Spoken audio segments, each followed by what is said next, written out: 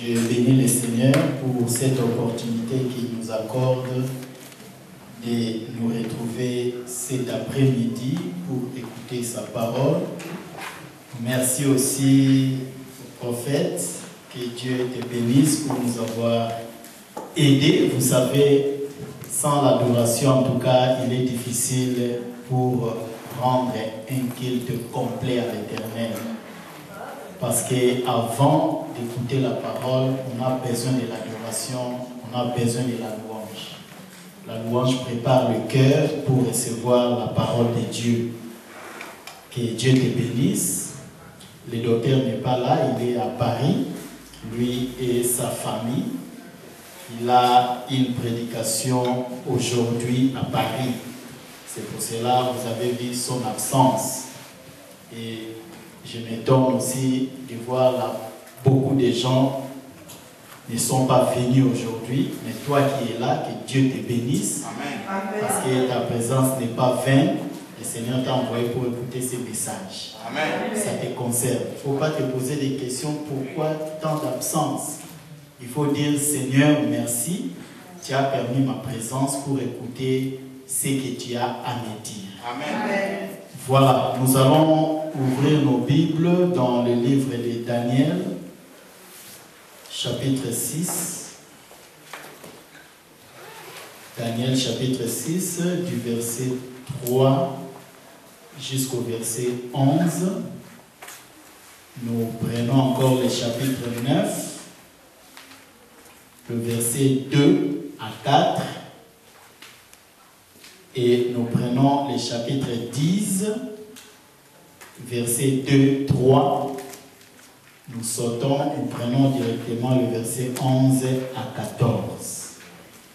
Moi, je vais lire le chapitre 6. Je demanderai à un bien-aimé, s'il est à la page, il va nous lire après le chapitre 9, verset 2 à 4. Une autre personne va prendre le chapitre 10, verset 2 et 3. Et la dernière personne va prendre les versets 11 à 14. Je commence par le chapitre 6, verset 3. Je lis au nom de Jésus. Daniel surpassait les chefs et les satrapes parce qu'il y avait en lui un esprit supérieur.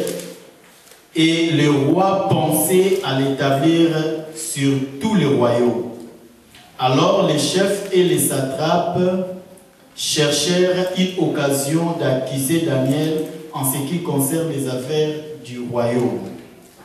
Mais ils ne purent trouver aucune occasion ni aucune chose à reprendre parce qu'il était fidèle et qu'on n'apercevait chez lui ni fraude, ni rien de mauvais. Et ces hommes dirent, nous ne trouverons aucune occasion contre ce Daniel, à moins que nous n'en trouvions une dans la loi de son Dieu. Puis, ces chefs et ces satrapes se rendirent tumultueusement auprès du roi et lui parlèrent ainsi. Roi Darius, vis éternellement. Tous les chefs du royaume, les intendants, les satrapes, les conseillers et les gouverneurs sont d'avis qu'il soit publié un édit royal avec une défense sévère, pourtant que quiconque dans l'espace de 30 jours adressera des prières à quelque Dieu ou à quelque homme, excepté à toi, ô roi, sera jeté dans la fosse au lion. Maintenant, ô roi, confirme la défense et écrit les décrets afin qu'ils soient irrévocables selon la loi des Médés et des Perses, qui est immuable. Là-dessus, le roi Darius écrivit les décrets et la défense. Lorsque Daniel sut que les décrets étaient écrits, il se retira dans sa maison où les fenêtres de la chambre supérieure étaient ouvertes dans la direction de Jérusalem, et 3 fois le jour, il se mettait à genoux, il priait et il louait son Dieu comme il le faisait auparavant. Alors, ces hommes entrèrent tumultueusement et ils trouvèrent Daniel qui priait et invoquait son Dieu. Chapitre 9. Celui qui a le chapitre 9 peut nous aider. Chapitre 9, Daniel chapitre 9, je lis au nom de Jésus. Amen. La première année de son règne, moi Daniel, je vis par les livres qu'il devrait s'écouler 70 ans pour les ruines de Jérusalem. D'après le nombre d'années dont l'Esprit avait parlé à Jérémie le prophète, j'ai tourné ma face vers le Seigneur Dieu afin de recouvrir la prière et aux supplications en gênant et en prenant les sacs et la cendre. J'ai prié l'Éternel, mon Dieu, et je lui fis cette confession.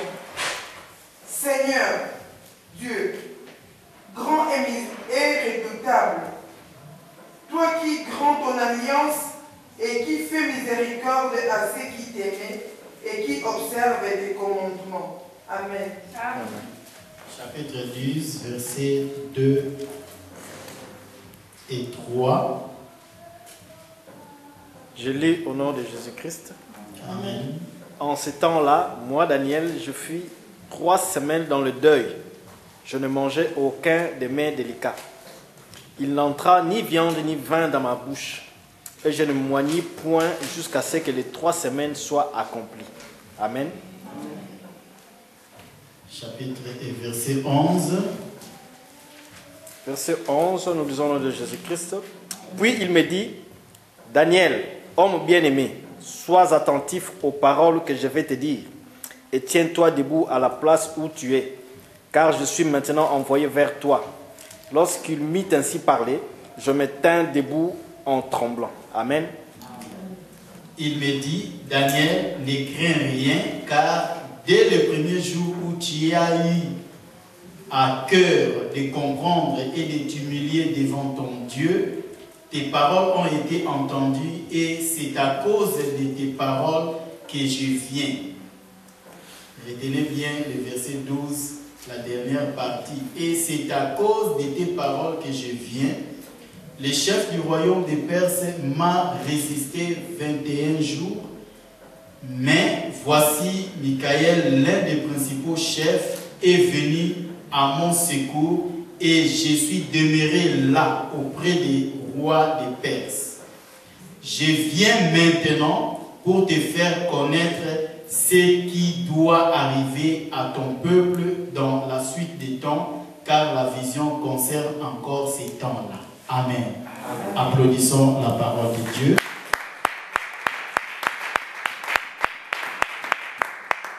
Je pense que j'ai choisi quelques passages qui parlent de la prière. Donc ces passages que je vous ai fait lire, ce sont des passages qui montrent comment Daniel priait son Dieu. Donc j'ai intitulé le thème de cet après-midi, la prière de Daniel.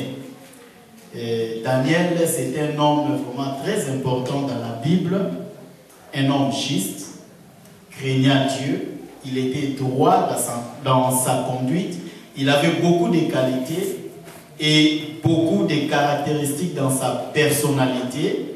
Mais ici, je vais toucher seulement sur la prière. Je ne parlerai que d'un seul point sur la prière de Daniel. Nous sommes dans la période où Israël était dans la servitude. Le roi de Babylone, Nebuchadnezzar, est venu prendre les enfants d'Israël en déportation. Et Daniel aussi était parmi ces gens-là qui ont été déportés. Donc dans la première déportation, Daniel était là et il faisait partie des enfants, donc de la famille du roi. Arrivé en Babylonie, le roi avait besoin de quelques gens qui devaient travailler pour lui. Donc parmi les Juifs, si on peut le dire, parce qu'à cette époque-là, Israël n'était pas encore nommé Juif. C'est après la déportation qu'on les a appelés des Juifs. Donc, ils étaient encore des Israélites. Donc, Daniel était au nombre de ces gens-là. Donc, Daniel et ses 3 compagnons, ils étaient parmi ces gens-là que le roi avait choisis. Et la Bible nous dit, il a excellé en sagesse dans un pays des sages. Parce que Babylone, à l'époque de Nebuchadnezzar, était comme les États-Unis d'aujourd'hui. Parce que ce sont eux qui dominaient dans le monde entier. Et il y avait des sages. Mais Daniel a excellé. Donc il était au-dessus de tous ces gens-là. Et finalement, il a été le premier des 3 grands dignitaires qui ont été choisis en Médo-Perse. Donc dans cet empire-là. Donc il était au-dessus de tous ces gens. Et la Bible nous dit, sa sagesse, sa manière de vivre a excité la jalousie des autres qui étaient là. Parce que ce n'était pas seulement les enfants d'Israël qui étaient déportés, mais plusieurs peuples étaient déportés et le roi avait aussi soutiré quelques gens qui pouvaient travailler pour lui. Alors, Daniel était au-dessus de tous ces gens-là et ils ont été jaloux de lui. Ils se sont complotés. Donc, ils ont cherché une occasion, comme le verset 4 du chapitre 6 nous le dit. Donc, il y avait quelques chefs et satrapes qui y ont cherché une occasion d'accuser Daniel. Parce qu'ils ne voulaient pas que Daniel soit leur chef. C'est pour cela qu'ils ont cherché une occasion. La Bible nous dit, ils ont commencé d'abord par les affaires du roi. Parce que c'est là où Daniel travaille. Mais le verset nous dit ici, ils n'ont rien trouvé de mal dans la vie de cet homme. Il était irréprochable. Il n'y avait pas d'endroit où Daniel pouvait tomber devant ces gens-là. Un homme juste, comme le verset le dit, mais ils ne purent trouver aucune occasion, ni aucune chose à reprendre, car parce qu'il était juste et on n'apercevait chez lui ni fraude, ni rien de mauvais. Ils ont dit, comme on n'a rien trouvé ici, allons maintenant dans la loi de son Dieu. Amen. Amen. Alléluia. Amen. Donc il y a 2 choses dans lesquelles ces gens-là ont cherché à avoir Daniel. Dans les affaires du roi, il n'y avait aucune reproche à lui faire.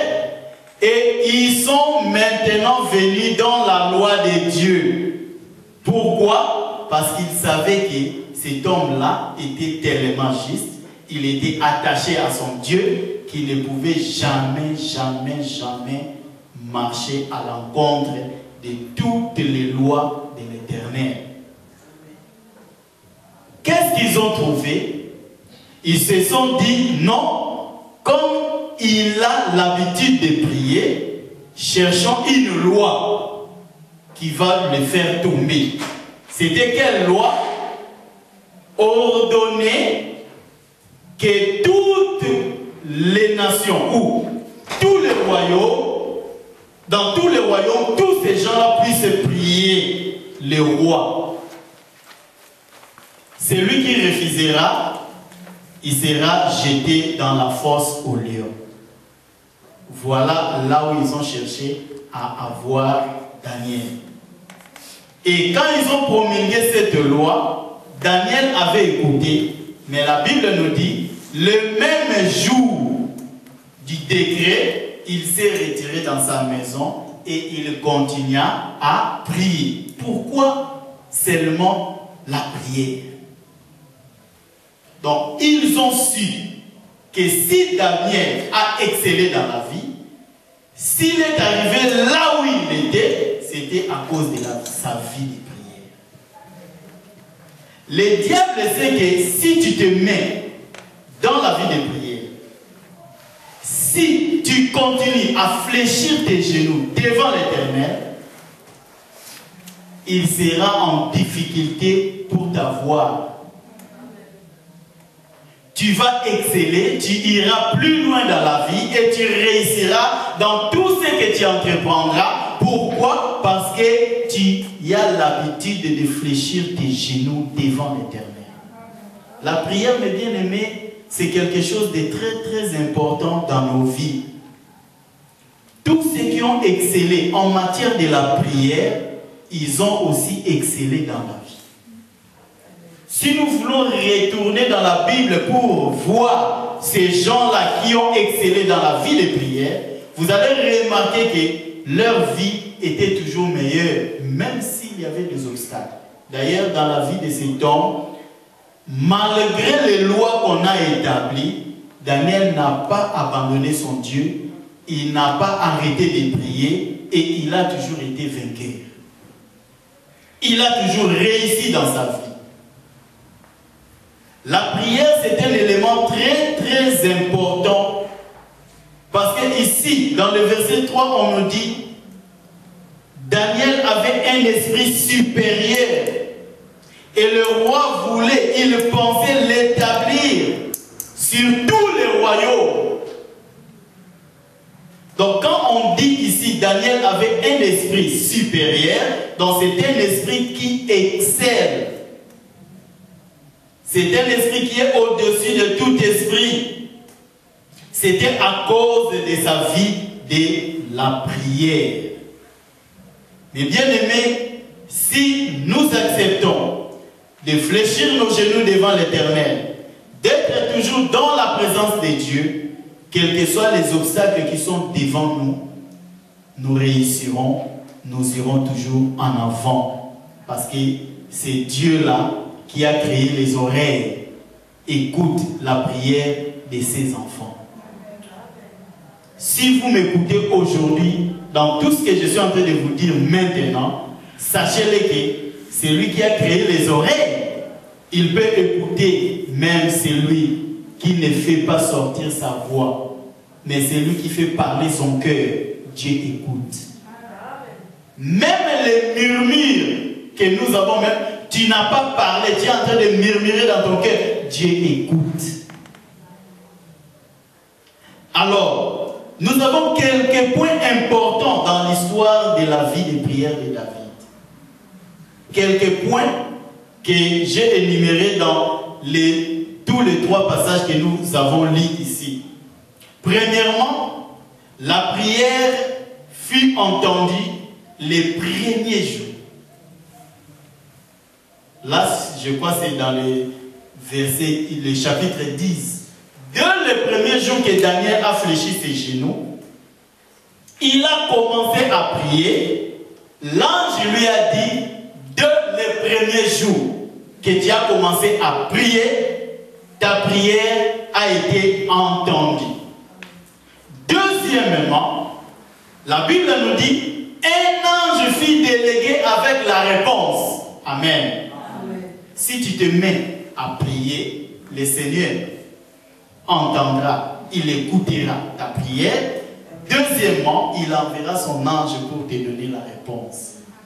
Troisièmement, la Bible nous dit, l'ange fut retenu par Satan pendant 21 jours. Là, nous avons un obstacle. Mais le 4e point nous dit, Michael, l'archange de guerre, le spécialiste en matière de guerre, a dû intervenir pour Daniel. Donc, malgré les obstacles, malgré l'empêchement, il y a encore un deuxième ange qui est descendu pour lutter, afin que Daniel puisse recevoir sa réponse. Et le cinquième point, en se prosternant, comme Balaam l'a dit dans Nombre 24, verset 4, donc en se prosternant devant l'Éternel, nos yeux s'ouvrent. Nous entendons la parole de l'Éternel, nous voyons des visions. Donc dès que tu fléchis tes genoux, tu te prosternes devant Dieu, la première des choses qui arrivent dans la vie de celui qui se prosterne ou celui qui se couvre devant Dieu, ses yeux vont s'ouvrir. Quand les yeux s'ouvrent, le Seigneur va te montrer même les secrets, les profonds secrets qui ont été cachés depuis les ancêtres. Même si ton papa ne connaissait pas ça, mais Dieu peut te les révéler. Et à part ça, la Bible nous dit, tu vas entendre les paroles de l'Éternel et Dieu ouvrira encore une fois de plus tes yeux pour voir des visions. La Bible nous le dit, Daniel a vu des choses. Il y a d'autres choses, réalités que Daniel a vues qui ne se sont pas encore accomplies. Parce qu'il a vu le règne des nations. Il a vu comment le pays, la nation d'Israël a été piétinée par les nations. Il a vu le règne des nations, les 4 nations, jusqu'à la fin du règne des nations. Or, jusqu'aujourd'hui, nous sommes encore au temps des nations. Ce sont les nations qui règnent. Israël n'est pas encore dans sa position première lorsqu'il était encore dans l'Ancien Testament. Donc, il a vu des choses grâce à la prière, parce qu'il avait fléchi ses genoux et il a demandé la faveur de Dieu. Alors, dans sa prière, quelque chose a retenu mon attention, surtout au chapitre 9. C'est une façon, une manière que nous devions aussi imiter pour que notre vie de prière soit efficace. La Bible nous dit, dans le verset 1 du chapitre 9, la première année de Darius, fils d'Assyrus, de la race des Médés, lesquels étaient devenus rois du royaume de Chaldée, la première année de son règne, moi Daniel, j'ai vu par les livres qu'il devait s'écouler 70 ans pour les ruines de Jérusalem. Daniel était en Israël. Il pouvait aussi comprendre cette prophétie en Israël. Mais je crois, les textes que nous venons de lire nous prouvent que Daniel ne connaissait pas ces réalités. Peut-être qu'il n'avait pas entendu cette prophétie de Jérémie. C'est ici où Daniel a été éclairé. Donc, la première des choses, nous avons les desseins de Dieu. Dans ces desseins, Jérémie avait dit, Israël sera dans la servitude pendant 70 ans. Et après les 70 ans, ce peuple sera libéré. Donc 70 ans de servitude. Et au chapitre 29, verset 11, Jérémie a dit, je connais les projets que j'ai pour vous, le projet de bonheur. Donc il a écrit un message qu'il avait envoyé aux enfants d'Israël qui étaient dans la déportation. Voilà. Donc Daniel était dans le premier cortège. Daniel était déjà en Babylonie et Jérémie était resté en Israël. Donc il y avait une partie du peuple qui était restée parce qu'il y avait 2 ou 3 déportations. Jérémie a donné un message prophétique disant que Dieu a un plan. Il a un projet pour vous. Alors, la première des choses que nous devons retenir ici, Dieu a un plan pour chacun. Et pour Israël, c'était 70 ans, comme je viens de le dire. Daniel, l'intercesseur, qu'est-ce qu'il a fait? Quand il a lu, il a compris que Dieu avait fixé une date pour la libération, il s'est mis à genoux. Qu'est-ce que je vais dire par là? Quand nous voulons nous approcher de Dieu pour demander quoi que ce soit, comme Jacques le dit, vous demandez et vous ne recevez pas parce que vous demandez dans le but de satisfaire vos désirs. Mais ici, chaque prière que nous faisons doit avoir pour base la parole de Dieu. Il n'a pas fait une prière selon ses désirs, mais il a prié en conformité de ce que Jérémie avait écrit. Qu'est-ce que Dieu t'a donné comme promesse ou comme plan que Dieu avait donné dans ta vie? Donc nous devons prier de cette manière, sans quoi il n'y aura pas de libération. Daniel était la première personne, l'initiateur du mouvement de la libération de la captivité et du retour de ces peuples en Palestine. C'est grâce à cette prière qu'il avait faite ici, la première personne. La date était déjà là. Les 70 ans se sont déjà écoulés. Mais Dieu avait besoin d'un homme qui devait fléchir ses genoux et demander la faveur de Dieu. Amen. Si nous ne prions pas pour nos vies, pour nos familles, pour nos projets, rien ne va se produire.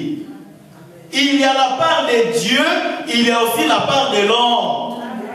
Si nous ne fléchissons pas nos genoux, nous ne demandons pas la faveur de Dieu pour tel ou tel problème, rien ne va se passer dans nos vies. Peut-être c'est toi qui es le libérateur de ta famille, par ta prière.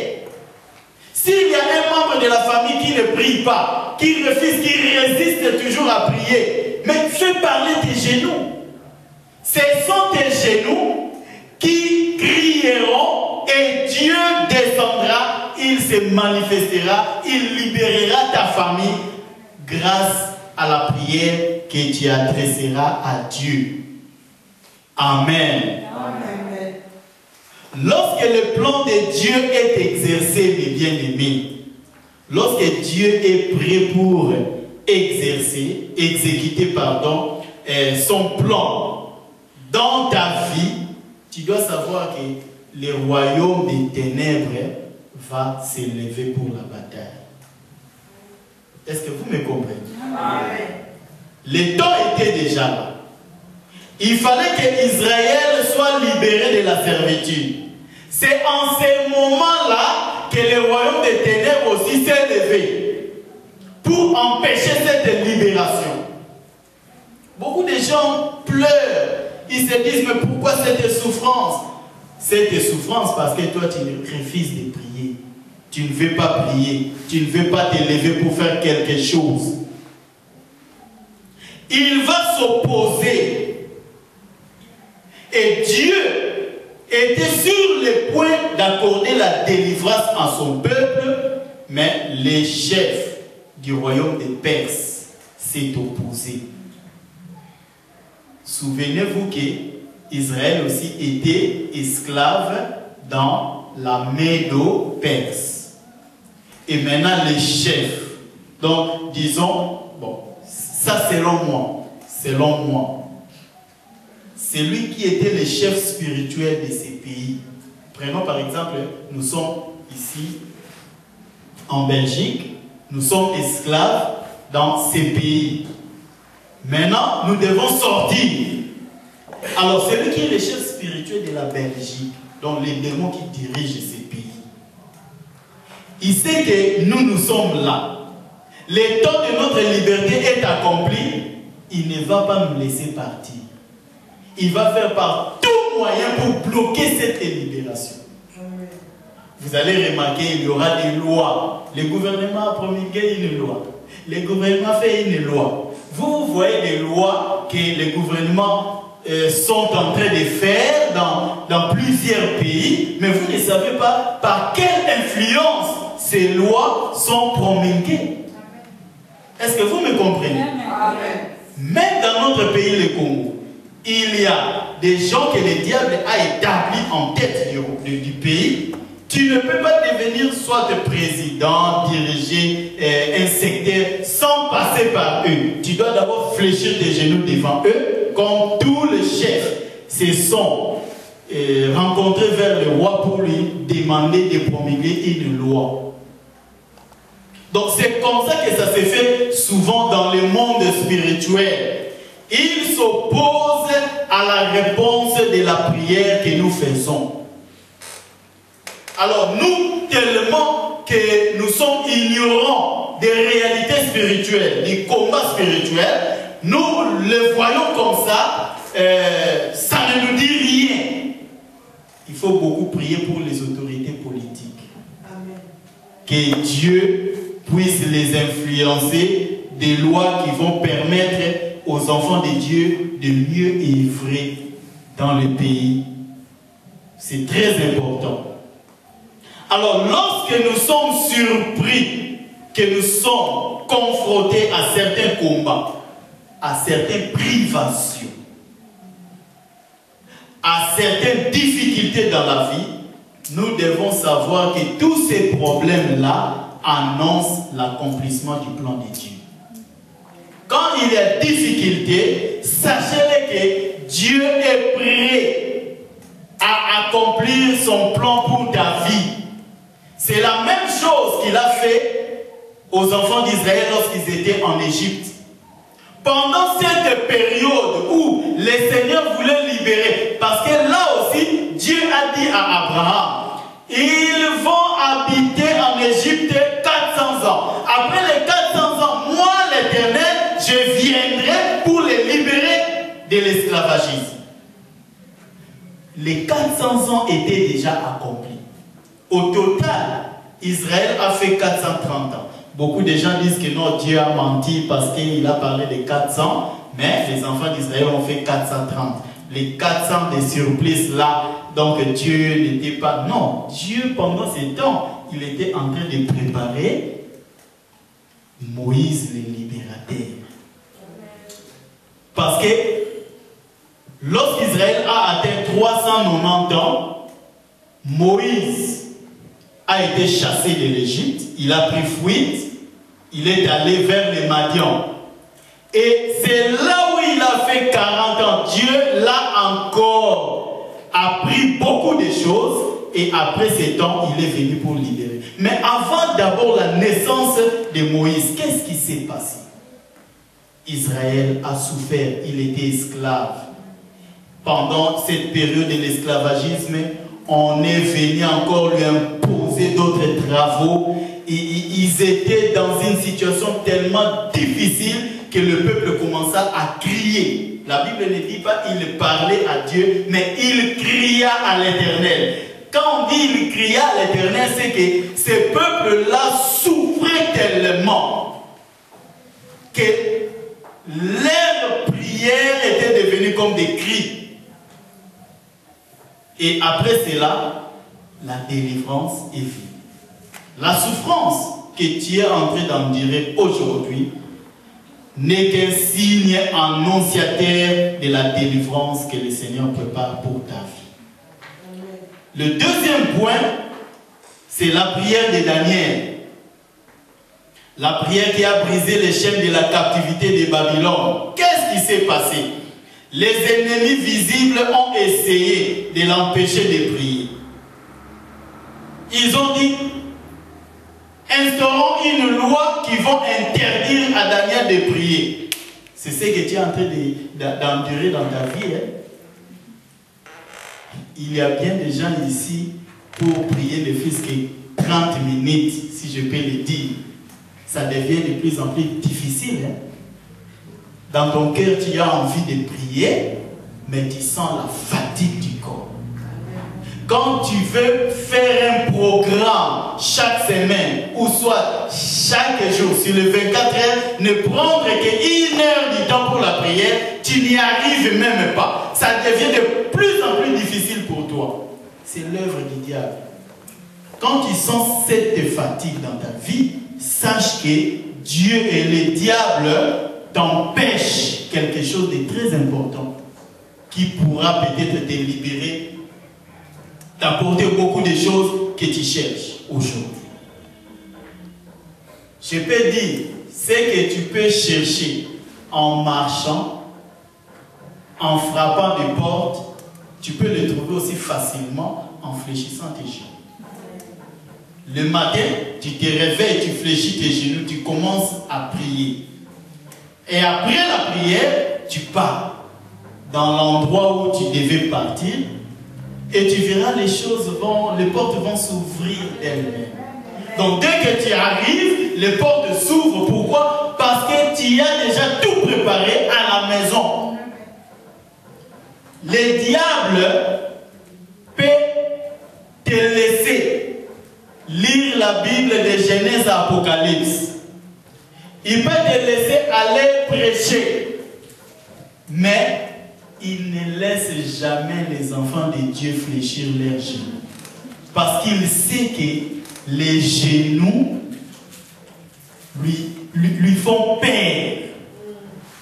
Quand un chrétien se met à genoux, il a des problèmes. Il n'arrivera même pas à exercer son plan, à exécuter son plan. Tu peux prier ici pour des gens que tu ne connais pas ici à Anderlecht. Tu commences à prier, Seigneur, fais grâce pour cette commune d'Anderlecht. Le diable, s'il avait un projet, peut-être ici à Clémenceau, il ne le saura plus à cause de ta prière. C'est que beaucoup de chrétiens, touillé bakaté jusqu'aujourd'hui. Donc, nous avons les ennemis visibles et les ennemis invisibles. Les ennemis visibles empêchent toujours de prier. Si tu as des amis, des collègues, au balingate au prier, pendant que toi tu veux prier, ils viennent pour te distraire. Si tu as l'ami comme la télévision, l'internet, où il bloque tout ton temps, tu n'as même pas le temps pour te recueillir avec Dieu. Tu prends tout le temps seulement à la télé, autant l'émission, jusqu'à ce que tu deviendras fatigué. Seigneur, merci, tu étais avec moi depuis la journée. Amen. Donc, tu n'as fait qu'une minute, pam, tu termines la prière et tu dors. Non, ça c'est très dangereux. C'est très, très dangereux. Il faut avoir chaque jour du temps pour prier. Nous avons 24 heures. Si nous donnons nos dîmes chaque mois de nos revenus, pourquoi on ne peut pas donner les dîmes de notre temps? Si tu as aujourd'hui 30 ans, tu dois calculer les 30 ans fois 24 heures. Ça va te donner combien d'heures que tu as dans l'existence et combien de temps tu as eu pour la prière. Tobani année, aujourd'hui nous sommes au mois de mars. C'est le 3e mois. Fais des calculs fois 24 heures. Ça va nous donner combien d'heures? Combien de temps tu as déjà fléchi tes genoux devant Dieu pour la prière? Ne sais-tu pas que nous avons des ennemis visibles et des ennemis invisibles tout autour de nous? Amen. Amen. Donc, les ennemis visibles empêchent de prier et les ennemis invisibles, et ils sont là pour bloquer les réponses. Donc, les ennemis visibles, invisibles, quand tu pries, ils ne veulent pas que tu reçoives la réponse. Donc, la prière puissante affecte le 3e ciel. les princes des ténèbres, Bamekaka, pour empêcher ces genres de prières, mais ils finissent toujours par tomber. Ils n'y arrivent jamais parce que c'est une prière efficace et c'est une prière qui produit toujours des miracles dans nos vies. Et la Bible nous dit encore, en comprenant ces trois passages que nous avons lus, que les anges de Dieu dépendent de ces prières. Les anges de Dieu dépendent de ces prières que nous faisons pour entrer en opération et remporter la victoire dans la bataille. Est-ce que vous me comprenez? Daniel était dans la prière. Dès le premier jour, Dieu l'a écouté. Dès le premier jour, l'ange a reçu la réponse. Dès le premier jour, l'ange a battu au Kita pour amener la réponse. Il a reçu la réponse après combien de jours? Après combien de jours? Qu'est-ce qui s'est passé? Dieu a écouté, il a entendu le même jour. Au même moment où moi j'étais dans la prière, Dieu a entendu. Dieu a donné la réponse. Mais pourquoi les recevoir après 21 jours? Donc il y avait un obstacle. Donc l'ange continua la bataille parce que Daniel avait continué à prier à Babylone. Aussi longtemps que tu continues à prier, cet ennemi spirituel qui vient pour empêcher la prière a cococaté. Mais si tu arrêtes de prier, si Daniel avait arrêté au 10e jour, Amos aurait réponse. Est-ce que vous me comprenez? Donc il n'allait pas avoir la réponse, mais parce que Daniel était en train de prier, il continua à prier et la victoire était certaine à cause de ça. Et l'ange dépendait de la prière de Daniel. D'ailleurs, tout le temps on voit. Je crois que c'était le verset, le chapitre 10, verset 12. Daniel ne craint rien, car dès le premier jour où tu as eu à cœur de comprendre et de t'humilier devant ton Dieu, tes prières ont été entendues et à cause de tes paroles. Quel genre de paroles? Les paroles que Daniel adressait à Dieu. À cause de ces paroles, l'ange est descendu. Il a dit, à cause de ces paroles, que je viens. Donc les anges sont en mouvement, aux en mouvement dans la prière. Si tu arrêtes, c'est ça le vrai combat spirituel. C'est ça le véritable combat spirituel. Donc, je voulais dire la persévérance. Il n'y a pas de victoire si tu abandonnes la prière si tôt. Jésus l'a dit. Dans sa parabole, Yannick 18, cette veuve-là, qui venait toujours auprès, il y a juge, fais-moi justice de ma part adverse. Elle n'a pas arrêté. Elle venait toujours, la Bible même parle de l'importuner. Il venait importuner le roi. Comment Dieu va faire plus encore dans ta vie? Les anges sont là. Ils sont là. Ils sont prêts. D'ailleurs, la Bible le dit. Les anges, plonger regard, comment les chrétiens sont en train d'exercer ce ministère de combat spirituel. Quand tu te mets à genoux, tu commences à prier, l'ange de Dieu, Michael, le combattant, il va descendre pour se mettre en guerre contre les diables à cause de naïf. Mais tu ne peux pas arrêter. Vous voyez que ça avantage n'a continué qu'au prier. Parce que si je m'arrête ici, je vais bloquer toutes choses dans ma vie. Le vrai combat spirituel réside aussi dans les promesses que le Seigneur nous a données. Les promesses rendent nos prières efficaces. Si tu veux réussir, si tu veux voir Dieu agir dans ta vie de prière, récolter ma promesse, écris-les sur un papier. Même si on te dit que ton mariage ne réussira pas, qu'est-ce que Dieu t'a dit? Si c'est Dieu qui a dit ça, amène toutes ces paroles auprès de Dieu. Seigneur, c'est toi qui as dit. Tu verras que le Seigneur agira directement. Donc la prière plus les promesses que Dieu t'a fait égale des réalités impossibles dans ta vie. Donc tout ce que tu trouves aujourd'hui comme impossible, les choses impossibles sont des choses qu'on ne peut pas réfléchir avec notre intelligence. Donc c'est fini loi à Belgique et l'Oba. Donc même l'Oba Awa, fini pour toi, fini pour moi. Je n'aurai plus de travail.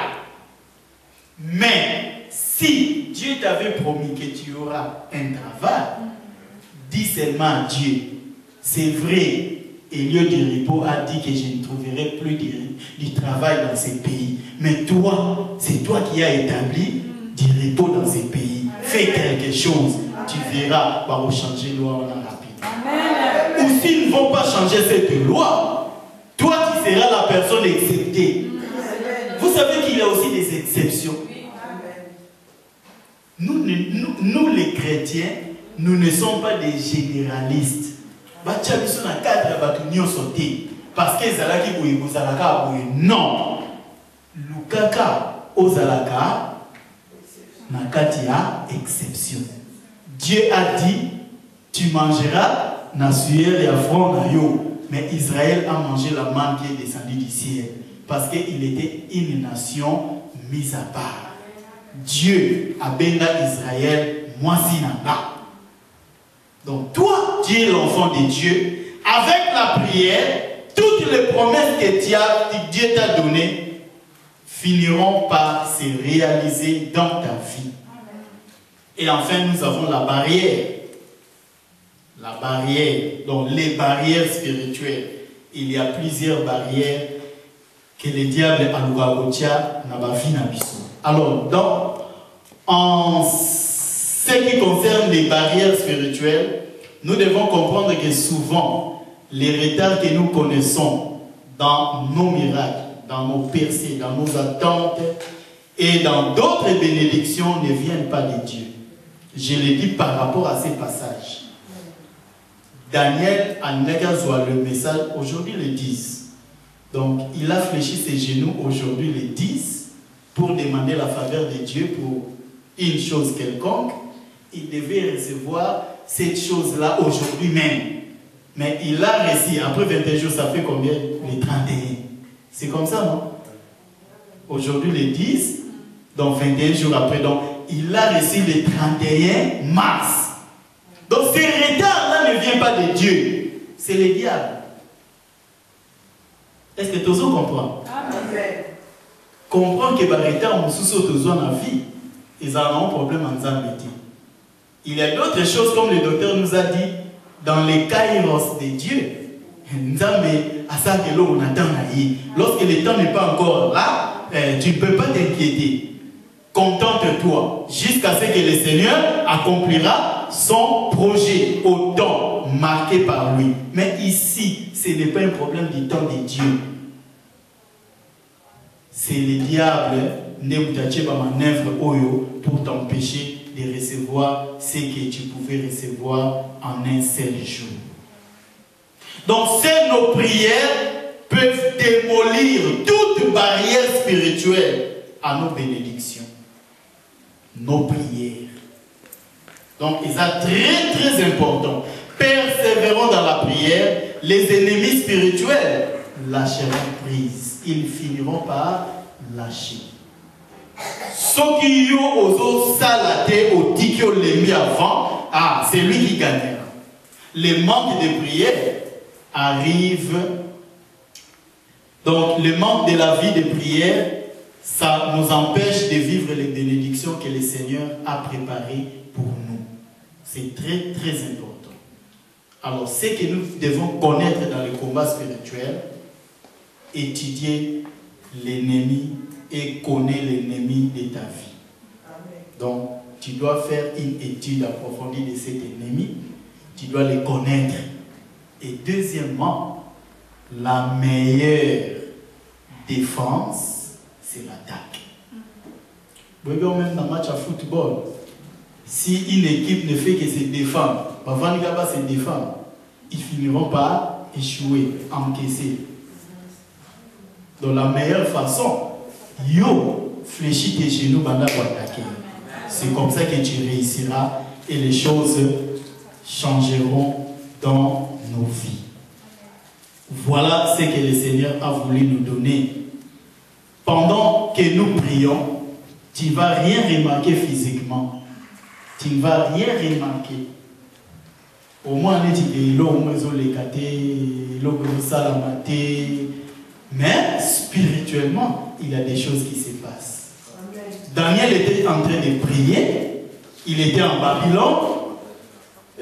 Dans sa maison, rien ne se passait. On ne voyait rien. Mais spirituellement, il y avait un grand combat. Michael est le chef. Il y a royaume, il y a Perse. Basako Bunda. C'est la même chose. Quand les apôtres étaient dans la chambre haute pendant ces 10 jours prophètes en train de prier, en Israël, personne ne connaissait, personne ne savait qu'il y avait quelques gens au Babandek au prier. Ils ont fait 10 jours de prière. À Jérusalem, personne ne le savait. Mais le 10e jour, le jour de la Pentecôte, c'est tout Jérusalem qui a su qu'il y avait des gens qui priaient là-bas. Est-ce que vous me comprenez? Continue à prier.